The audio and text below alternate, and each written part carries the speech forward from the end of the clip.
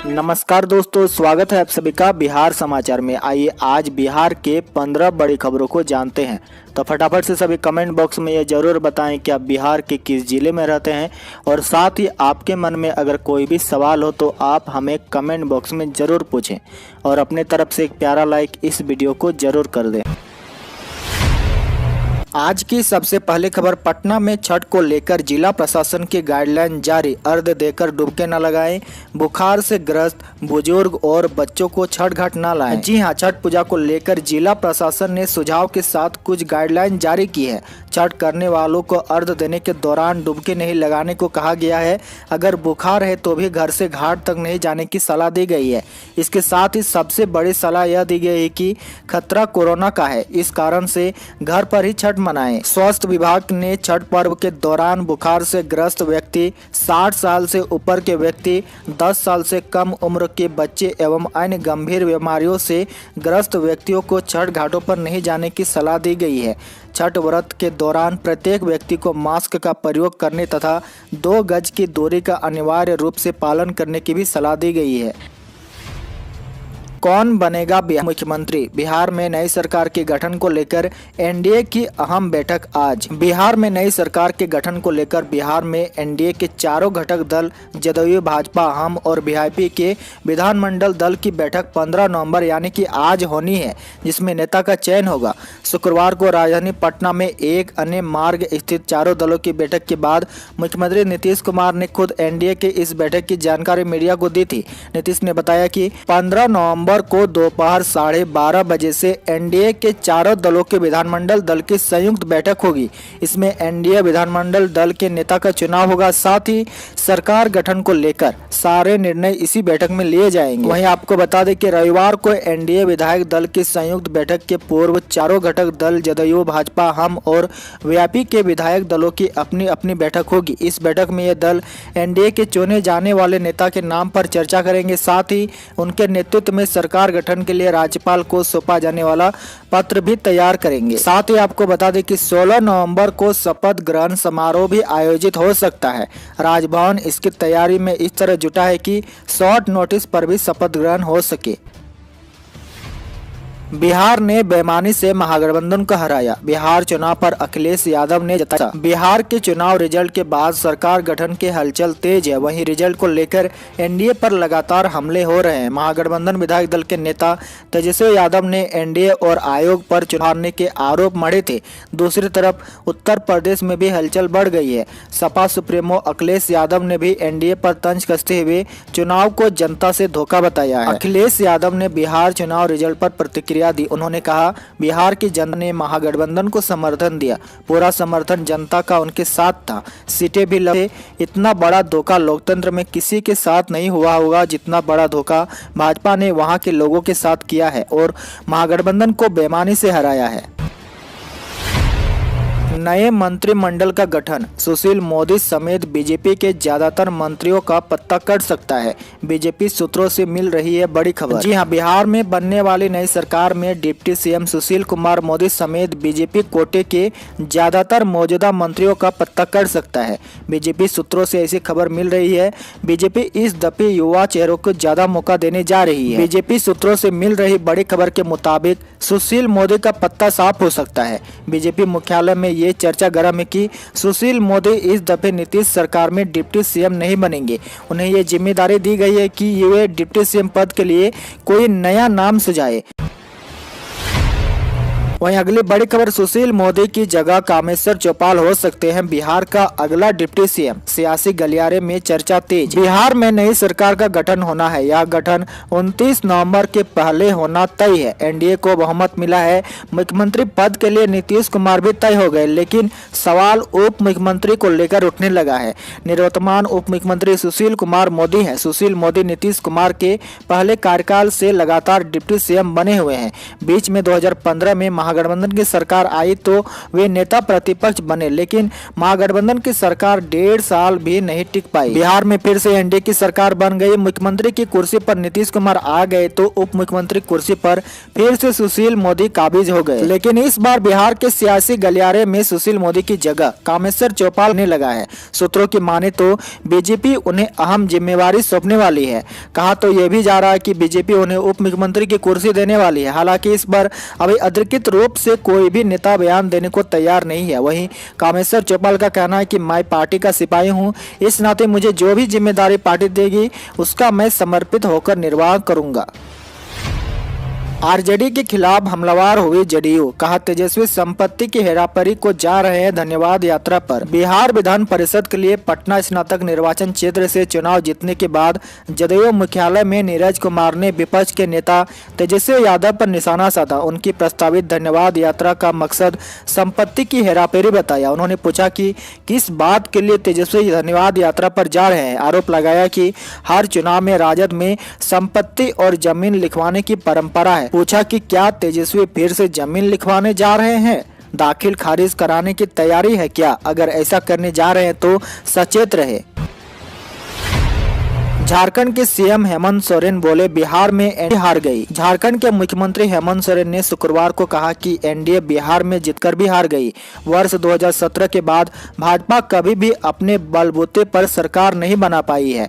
वे परबत्ता प्रखंड अंतर्गत सतीश नगर गाँव में पूर्व मुख्यमंत्री सतीश प्रसाद सिंह के श्राद्ध क्रम में भाग लेने आए थे। उन्होंने कहा कि भाजपा विशुद्ध रूप से राजनीति की नई परिभाषा गढ़ने का काम कर रही है। झारखंड के मुख्यमंत्री ने कहा कि लोकतंत्र में ऐसी कोशिशें बहुत वक्त तक जिंदा नहीं रहती है। बिहार में झामुमो को कम सीट मिलने के सवाल पर उन्होंने इसे अपने घर का मामला बताया। चलिए बात करते हैं राज्य में कोरोना अपडेट को लेकर। तो बिहार में कोरोना संक्रमण की रफ्तार अब धीमी हो गई है। जी हां, राज्य में पिछले 24 घंटों में 588 लोग कोरोना पॉजिटिव पाए गए हैं। इसके साथ ही राज्य में कोरोना संक्रमण की संख्या बढ़कर 2,26,669 तक पहुंच गई है। बिहार में फिलहाल 6,666 कोरोना के एक्टिव मरीज हैं। दूसरी तरफ राजधानी पटना में कोरोना का कहर थमने का नाम नहीं ले रहा। राजधानी पटना में एक बार फिर से सबसे ज्यादा 184 नए मामले सामने आए हैं। आपको बता दें कि पिछले 24 घंटों में कोरोना से 7 लोगों की जान चली गई है। इसके साथ ही राज्य में कोरोना से मरने वालों का कुल आंकड़ा 1174 तक पहुंच गया है। बिहार के लोगों के लिए खुशी की बात यह है कि महज 24 घंटों के भीतर 870 कोरोना मरीज स्वस्थ हुए हैं। छठ पूजा में आना चाहते हैं घर तो देख लीजिए ट्रेनों की यह लिस्ट। रेलवे ने आपके लिए चला रखी है कई ट्रेनें। दूसरे शहर में रह रहे बिहार के लोगों के लिए दीपावली व छठ पूजा में घर आने और वापस जाने के लिए रेलवे ने बड़े पैमाने पर स्पेशल ट्रेनों का इंतजाम कर रखा है। एक साथ कई स्पेशल ट्रेन का परिचालन किया जा रहा है। नई दिल्ली, अजमेर, कोलकाता और रांची सहित कई शहरों से बिहार के लिए ट्रेन चलाई जा रही है। इनमें काफी ट्रेनें पटना के लिए है, जबकि कई ट्रेनें ऐसी है जो पटना के रास्ते गुजरेगी। आइए जानते हैं सभी ट्रेन के बारे में। सबसे पहला ट्रेन नंबर 04000403 यह पूजा स्पेशल ट्रेन नई दिल्ली से 12 नवंबर से चलाई जा रही है, जो 22 नवंबर तक चलेगी। वहीं दूसरी ओर छत्तीसगढ़ के दुर्ग और पटना के बीच एक स्पेशल ट्रेन भी चलाई जा रही है, जिसका ट्रेन संख्या है 03288। राजेंद्र नगर टर्मिनल दुर्ग पूजा स्पेशल ट्रेन 10 नवंबर से चल रही है, जो 30 नवंबर तक चलेगी। वहीं तीसरा है Ranchi Patna superfast special train Ranchi से 22 नवंबर को, जबकि पटना से 23 नवंबर को चलेगी। इसके बाद है नई दिल्ली इस्लामपुर पूजा स्पेशल, जो 15 एवं 16 नवंबर को रात 8 बजे नई दिल्ली से खुलेगी। संख्या 04451 इस्लामपुर से 16 एवं 17 नवंबर को शाम 3:30 बजे नई दिल्ली के लिए खुलेगी। इस ट्रेन का परिचालन वाया प्रयागराज, पंडित उपाध्याय, बक्सर, दानापुर के रास्ते किया जाएगा। इसके बाद ट्रेन नंबर 03255 पाटलिपुत्र स्पेशल 21 अक्टूबर से 29 नवंबर तक सप्ताह के प्रत्येक रविवार एवं बुधवार को चंडीगढ़ के लिए चलाई जा रही है। उसके बाद ट्रेन नंबर 02355 पटना 20 अक्टूबर से 28 नवंबर तक सप्ताह के प्रत्येक मंगलवार एवं शनिवार को चलाई जा रही है, जबकि 02356 जम्मू तवी से पटना के लिए 21 अक्टूबर से 29 नवंबर तक सप्ताह में हर रविवार एवं बुधवार को चलाई जा रही है। वहीं आगे आपको बता दें ट्रेन नंबर 03259 पटना से CSMT मुंबई स्पेशल 21 अक्टूबर से 29 नवंबर तक सप्ताह के प्रत्येक बुधवार एवं रविवार को चलाया जा रहा है। इसके अलावा और भी कई स्पेशल ट्रेनें चलाई जा रही है। अगर आपको इसकी जानकारी चाहिए तो आप हमें कमेंट सेक्शन में जरूर पूछें। अगली बड़ी खबर, बिहार में बंगाल की तरह लोकल ट्रेनों का परिचालन होगा शुरू, रेलवे कर रही है तैयारी। बिहार यात्री संघ ने लोकल ट्रेनों की संख्या बढ़ाने की मांग की है ताकि दैनिक यात्रियों की परेशानी खत्म हो। संघ ने कहा कि जिस तरह रेलवे मंत्रालय के आदेश अनुसार पश्चिम बंगाल में लोकल ट्रेन सुबह 8 से 11 तक और शाम 4:30 बजे से 8:30 बजे तक ट्रेन चल रही है, उसी तरह राज्य में भी लोकल ट्रेन का परिचालन बढ़कर सुबह 8 से 11 तक और शाम 4:30 बजे से 8:30 तक कराया जाए।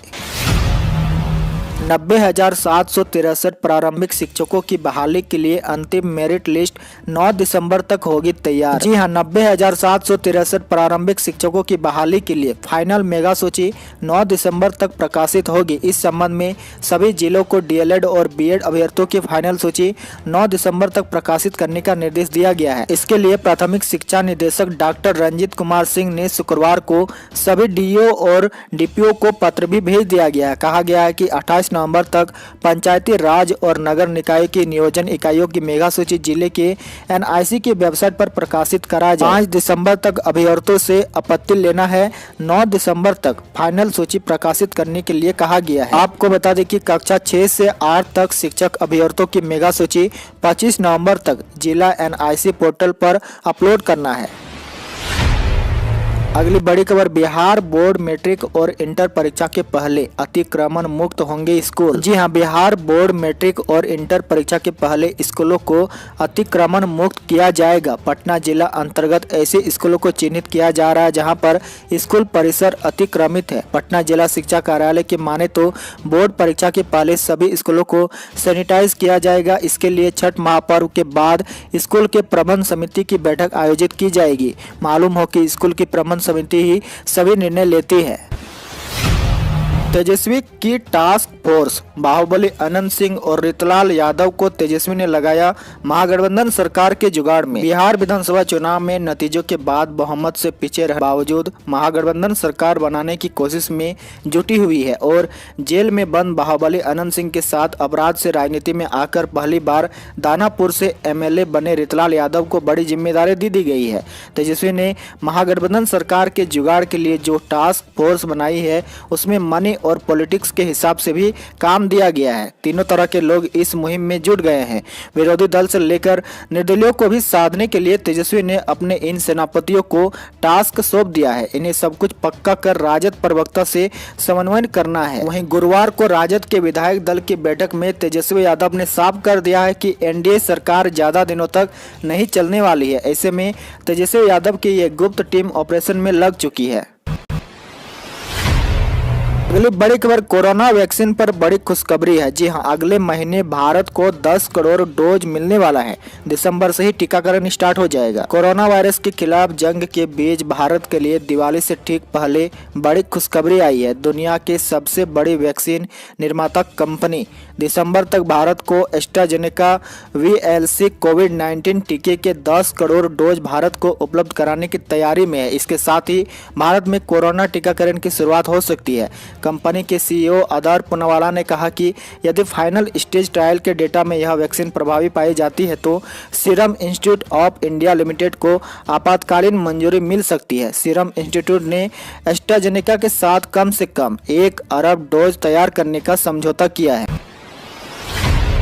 डेंगू पर गंभीर हुआ प्रशासन, स्वास्थ्य केंद्रों पर अब एंटीजन किट से होगी जांच। पटना के शहरी स्वास्थ्य केंद्रों पर डेंगू की जांच कराई जा सकती है। इन केंद्रों पर रैपिड एंटीजन किट से जांच की जाएगी। इसको लेकर सिविल सर्जन कार्यालय ने तैयारी कर ली है। करीब 800 जांच किट इन स्वास्थ्य केंद्रों पर भेजी जा रही है। इनके खत्म होने के बाद और भी किट भेजी जाएगी। यहाँ डेंगू जाँच की सुविधा उपलब्ध होने के बाद उम्मीद की जा रही है कि डेंगू के नए केस यहाँ से सामने आएंगे। वही मरीजों को आसानी से अपने घर के पास ही जांच की सुविधा मिल जाएगी। जिले में अब तक 142 से ज्यादा डेंगू पॉजिटिव मरीज सामने आ चुके हैं। इसमें से अकेले करीब 73 मरीज पीएमसीएच माइक्रोबायोलॉजी विभाग के लैब से हुई जांच में मिले थे। तो इसी के साथ ही आज के समाचार में इतना ही। डेली बिहार की बड़ी खबरों को जानने के लिए आप बिहारी मीडिया को जरूर सब्सक्राइब